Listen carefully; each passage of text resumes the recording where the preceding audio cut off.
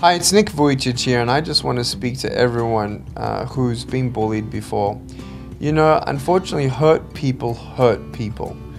And I asked many teenagers all around the world. I've spoken at about 600 schools worldwide. And I asked them, if no one ever teased you, would you ever think that you would tease someone else? Half of those people said, if no one teased me, Nick, I would not have a reason to tease someone else. So that's half the people. Now, if half the people understand that this is a problem and it's something in culture where, you know, it's unacceptable from here on, you know, I really believe a movement in the next generation can happen. You know, some of us say, well, you know, if someone teases me, well, I just need to toughen up and, you know, not tell anyone. It's okay to admit that you're being bullied. In fact, I encourage you to do that. Maybe, you know, telling a teacher or a friend or a parent doesn't help. But what I'm actually calling you to do is give yourself some credit. You know, I don't care how you look. I don't care how smart you are. I don't care how beautiful or not beautiful you think you are. I don't care what job you're going to get, what money you're going to have. I don't care. My son, I don't care how he looks. I love him. As long as he does his best, that's all I can ask from him. And I will encourage him when he does something good. And I will encourage him when he does something bad. Will I discipline him? Yes, in a good balance, a healthy balance. But to always nurture in love and always affirm his value by me telling him that he is beautiful and spending time with him. You know, spending time with my son is probably the best way in how I can show my love to him. More than an excellent university, my son needs an excellent father. So I want to try be that. Even better than a speaker, I want to be an excellent father, an excellent husband. So as people, it's not about what we do, it's about who we are. So I want to ask you, who are you? Are you teasing people? Are you part of the problem? Because if you're part of the problem, I want to talk to you too. You know, stop it. You don't know who you're teasing if they're already on the edge of giving up. Many people who tease me had no idea how depressed I was. And they had no idea that at age 10 I tried to commit suicide.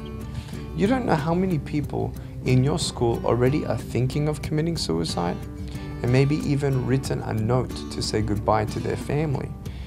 I would hate to be a part of someone's reason to hate their life to the point that they give up. So don't even go near there. Don't tear them down, build them up, be their friend. When you don't get a miracle, be a miracle. Well, no one's a friend to me, why should I be a friend to someone else? Well, if you want more love in this world, you need to start. If you want more generosity in this world, you need to be more generous. If you want to see more integrity in this world, you need to be an example of integrity. No matter what comes, never give up. Just because you can't see hope doesn't mean it's not coming. I'm thankful I decided to stay. So don't give up. I love you. Hold on. Take one day at a time and love, love, love.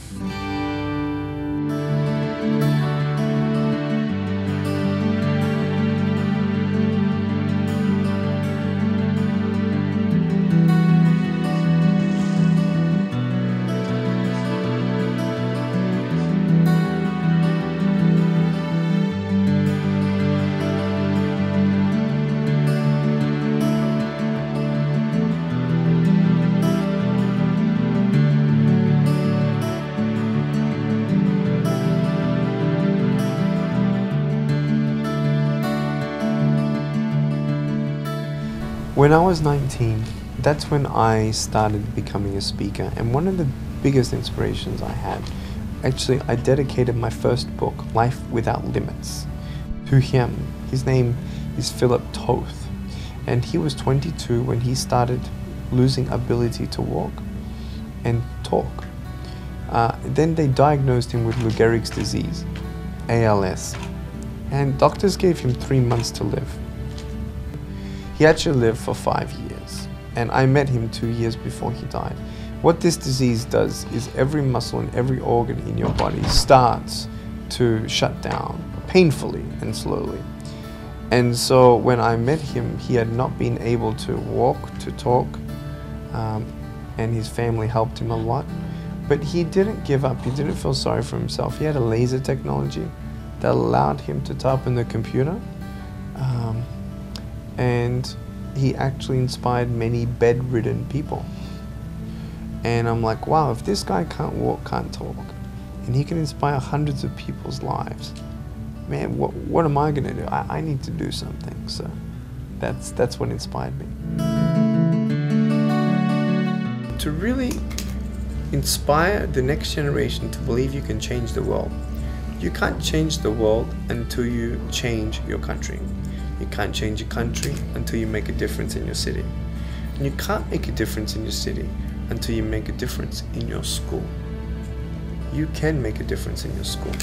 And when you set that smaller goal, it's a big goal, but it's smaller than the world.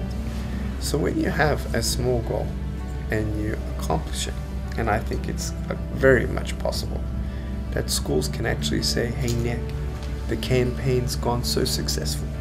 When anyone teases now, everyone just looks down upon those people and feels even sorry for the bully. And that's when the culture shift changes. If you can have 60% of the students in every school think that way from now on, that's when you've inspired change. Do you think it's possible? Yes. One elementary school headmaster actually wrote to me and said that bullying has stopped for 8 months in the school. Completely. Amazing, no? You know what that says to me? It's possible.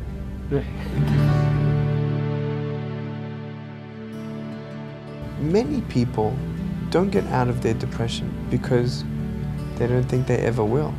If you think you never will get out, then you never will. But don't take that negatively now. Now I want you to know that you will. You will get through. When you're in the valley, you feel like you'll never get out.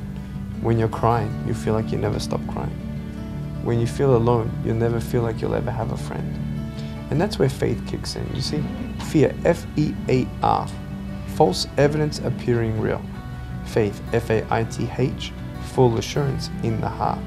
So I have full assurance in the heart of knowing that faith is believing in something I do not see, certain of things hoped for. Did I know that the blessings in my life were always coming? No. But if I never believed that they were coming, then I'd never continue on. So we must continue on. You don't know what tomorrow brings. Take one day at a time. When you don't get a miracle, you can still be a miracle for someone else. I met a little boy with no arms, no legs 7 years ago. It was the first time I met anybody like me. And that's when I realized, wow, if I had pain in my life for 90 years on earth, with no arms and no legs, and went through my depression and nearly committed suicide, if I went through all that just to encourage one person, it's all worth it. I don't really pay attention to my critics. I mean, I have the people who are my people who keep me grounded, who are my accountability partners, who make sure that I stay humble, who make sure that I'm protected in every way, shape, and form. But when critics come, you know, I don't think I have a lot of critics. They're out there for sure. But I think because the main message is always about love, you can't really critique someone about love, you know. And then people say, oh, you know, Nick, you say Jesus too much in your speech. You know, we know you're a Christian, but you're not allowed to say Jesus. You see, you can't just ask for my value and my attitude and don't know where I get it from. You know, if I don't mention Jesus, it's not my full story.